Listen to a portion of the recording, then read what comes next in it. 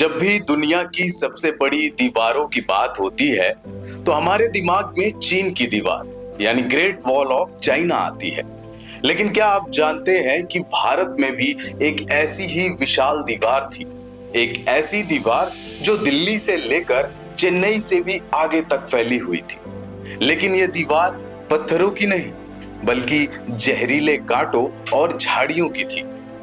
2500 मील लगभग 4000 किलोमीटर लंबी इस दीवार को अंग्रेजों ने भारत के बीचों बीच खड़ा किया था, जिसने पूरे देश को दो हिस्सों में बांट दिया।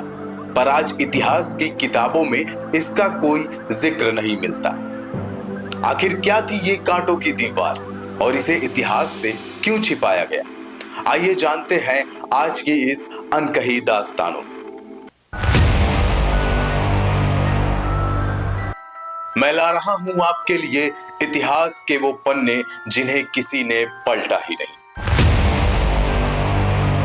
वो सस्पेंस, वो रोमांच और वो बलिदान जिनके बारे में किसी ने बात नहीं की।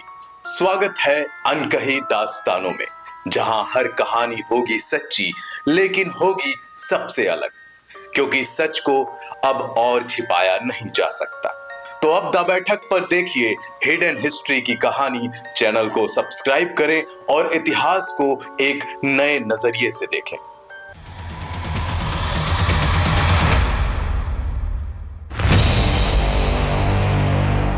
बात है 19वीं सदी की, जब भारत पर ईस्ट इंडिया कंपनी का राज था। अंग्रेजों को भारत से ज्यादा मुनाफा कमाना था और इसके लिए उन्होंने एक ऐसा रास्ता चुना जो बेहद क्रूर था।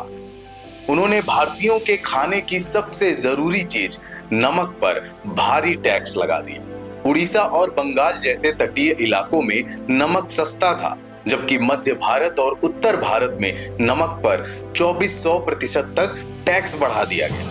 इसका नतीजा ये हुआ कि देश के एक हिस्से से दूसरे हिस्से में नमक की स्मगलिंग होने लगी। इस तस्करी को रोकने के लिए अंग्रेजों ने एक अजीबोगरीब और खौफनाक फैसला किया। शुरुआत में अंग्रेजों ने सिर्फ चौकियां बनाई, लेकिन स्मगलर्स फिर भी रास्ता ढूंढ लेते थे। तब साल 1840 के दशक में अंग्रेजों ने तय किया कि वो पूरे भारत के बीच एक ऐसी प्राकृतिक दीवार खड़ी कर देंगे जिसे कोई पार न कर सके।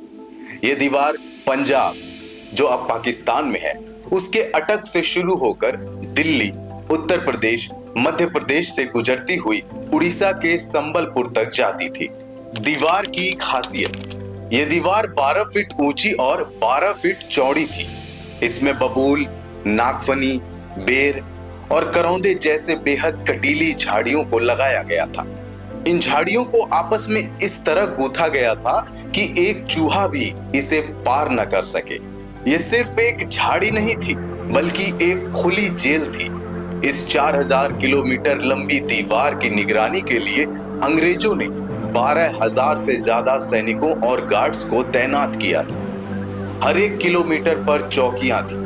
अगर कोई गरीब इस दीवार को पार करने की कोशिश करता तो उसे बेरहमी से पीटा जाता, जेल में डाल दिया जाता या सीधे गोली मार दी जाती। इस दीवार की वजह से भारत के लाखों गरीब लोग नमक की कमी के कारण बीमारियों का शिकार होने लगे।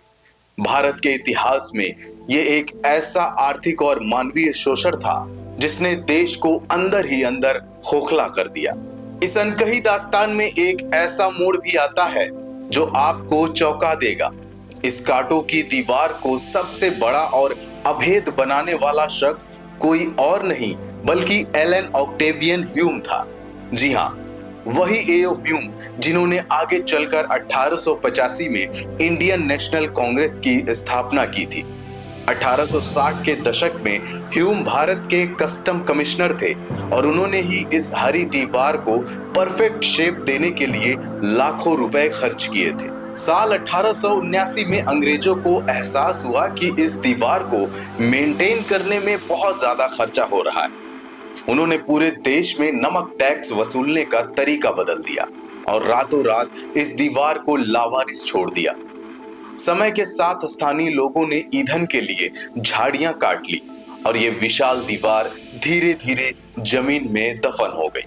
अंग्रेज इस क्रूर इतिहास को दुनिया के सामने नहीं लाना चाहते थे, इसीलिए इसे किताब के पन्नों से पूरी तरह गायब कर दिया गया। सालों बाद 1990 के दशक में एक ब्रिटिश रिसर्चर बाय मॉक्सहैम ने पुराने नक्शों के जरिए इस दीवार की दोबारा खोजने की कोशिश की और तब जाकर दुनिया को इस खौफनाक दीवार के बारे में पता चला। भारत की ये कांटों वाली दीवार इस बात का सबूत है कि कैसे एक दौर में हमारे ही देश में हमें अपनी ही चीजों के लिए गुलाम बना दिया गया था। इतिहास की ऐसी कई और दीवारें हैं जो आज भी सच के सामने खड़ी हैं। आपको ये अनकही दास्तान कैसी लगी? कमेंट्स में हमें जरूर बताएं। वीडियो को लाइक और शेयर करना ना भूलें। मिलते हैं अगली अनकही दास्तान में। धन्यवाद।